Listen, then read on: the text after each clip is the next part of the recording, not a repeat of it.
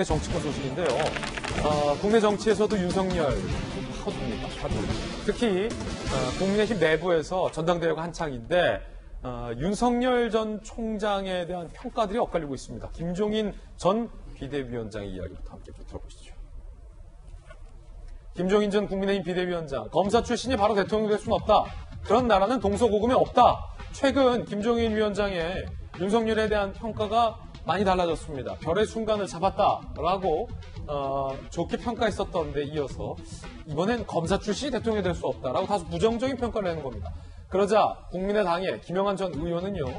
윤석열은 전대미문을 이미 깨고 있다. 아무도 경험하지 못한 대한민국에서는 검사 나부랭이가 대통령이 되는 나라도 충분히 가능하다라고 맞받아쳤습니다. 그러면서 이미 그는 김종인의 멘토링 없이도 정권 교체를 이루고도 남는다. 일개 검사 출신인 그가 정권 교체 고지능선 위에 있다. 국민들의 지지에는 다 계획이 있다라고 이야기를 합니다. 그런데 김종인 전 비대위원장은 보편적 역사 보면 어느 나라에서나 그런 사례가 없다는 일반론적 얘기를 윤 전 총장을 두고 한 말은 아니다라고 확대 해석에 선을 그었습니다. 김종인 전 비대위원장의 평가 한번 들어보시죠.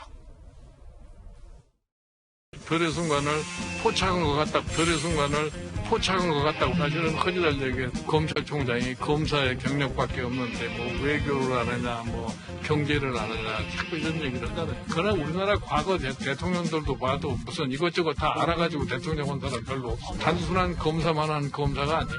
대단히 정무감각이 많은 사람이라고.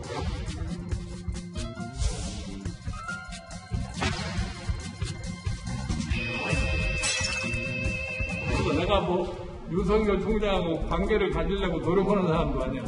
지금 내가 뭐를 바라보고서 내가 그런 짓을 하겠어. 윤석열 총장뿐이 아니고 확고한 무슨 비전을 제시하거나 그러지를 못하는 입장들에 있는 것 같아요. 별의 순간이라는 건 아무 때나 잡는 게 아니에요.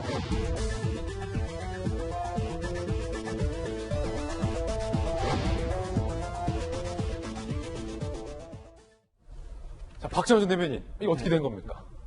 지금 저희가 쭉 본 것처럼 그게 다인 것 같아요. 그러니까 만약에 윤석열 전 총장이 별의 순간이라고 표현했던 그 순간에 김종인 위원장과의 만남이 있었거나 아니면 김종인 위원장과 지금 굉장히 긴밀한 관계를 유지하고 있었다면 김종인 위원장의 평가가 저렇게 됐을까라는 생각이 듭니다. 그러니까 김종인 위원장이 굉장히 어려웠던 국민의힘이라는 걸 비상대책위원장을 맡고 당을 이만큼 이끌어오고 기반을 닦아온 거에 대해서는 아무도 이의를 제기할 사람이 없을 것 같아요. 근데 요즘에 오히려 편안하게 이제 하신 역할 다 하고 난 다음에 뒤에 서서 어떻게 다 돌아가고 있는지는 원로로서의 역할을 하셨으면 훨씬 더 좋았을 텐데 자꾸 무언가 스스로 생각하시는 목적과 그 다음에 돌아가는 상황이 일치하지 않으니까 저런 말씀을 하시는 거 아닌가라는 생각에 다소 이 김종인 위원장의 진정성에 대해서 자꾸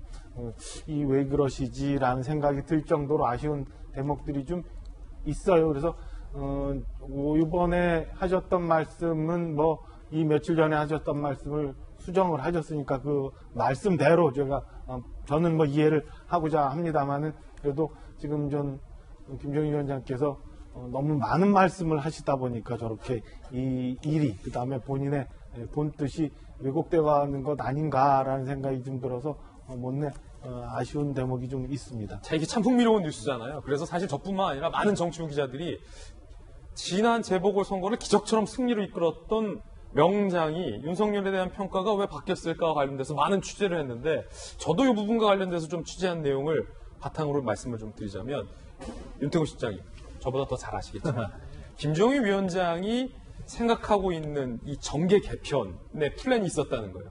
지금의 어떤 그 국민의힘이라는 김종인 위원장 생각의 어떤 구태의연한 옛날 정치 판도로서는 대선 승리를 가져올 수 없다라고 김종인 위원장이 판단을 하고 국민의힘에서 나왔다는 거죠. 그런데 윤석열 전 총장이라는 이 잠정적인 대권 주자라는 상품이 왜 이렇게 서둘러 국민의힘으로 입당하느냐와 관련돼서 확장성도 없고 이 부분에 대해서 대단히 좀 실망했다라는 전언도 좀 들려오고 있는 것 같던데 윤 실장님은 어떠세요?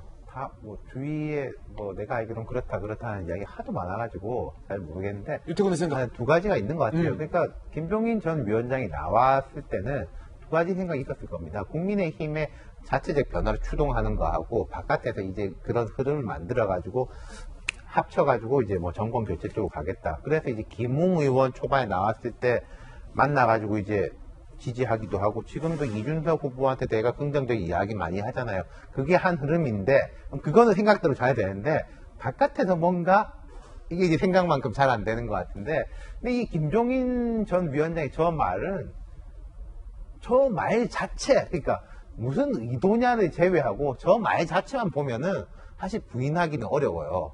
그러니까 노동시장 이중구조라든지 이제 여러 가지에 대해서 뭐 반도체라든지 좀 벼락 공부를 하고 있는 거 아니겠습니까? 검찰 출신이 바로 대통령 된 경우 저도 꼽아보니까 잘 모르겠어요. 예를 들어서 빌 클린턴 아칸톨주 검찰총장이었는데 그 이후에 주지사 했고 지금 해리스 부통령도 캘리포니아주 이제 연방 검사장이었는데 상원의원 거쳤고 그러니까 바로 된 사람은 없다. 근데 저는 바로 열고가 있는 게 바로 된 사람 없지만은 좋은 사람이 도와준다면 혹시 우리 이런 거지 않습니까? 자, 그럼 윤석열 대통령이라고 했을 때 주위의 사람들을 보는 거잖아요. 그 사람이 누구하고 함께 있느냐. 그게 뭐 멘토라는 표현이 됐건 동지라는 표현이 됐건 참모라는 표현이 됐건 앞으로 그게 윤석열 전 총장의 과제인 거는 맞아요. 지금 현재 딱 드러난 사람은 이제 장예찬 시사평론가, 저도 개인적으로 잘 아는 사람입니다만 젊고 명민한 사람인데 윤석열하고 장예찬 둘이서 할 건 아니잖아요. 네. 그거를 이제 보이지 않는다면은 저런 식의 비판이라든지 지적은 여권뿐만 아니라 야권에서도 앞으로 이제부터 경쟁할 거 아닙니까? 네. 뭐 홍준표, 원희룡 이런 분들 경쟁하면은 그분들이 이야기 많이 할 거예요. 그렇군요. 전당대회 국면에서도 논쟁입니다. 들어보시죠.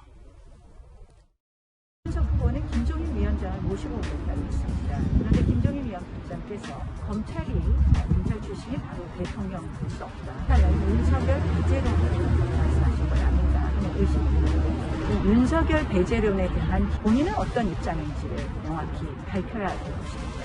이 문서 말이나 이런 거 보면 벌써 내가 불렀듯이 우리들끼리 우리 대선 후보에 대해서 이체를 막 하고 있어요. 자기끼고 민주당 대표는 윤석열 자리를 만드는데 우리가 앞장서서 보호해도 못하는 마당에 그게 본질적인 문제가 아니라 할 수 없다 하고 자꾸 우리를 이사하는 것처럼 말하는 이건 정말 잘못된다.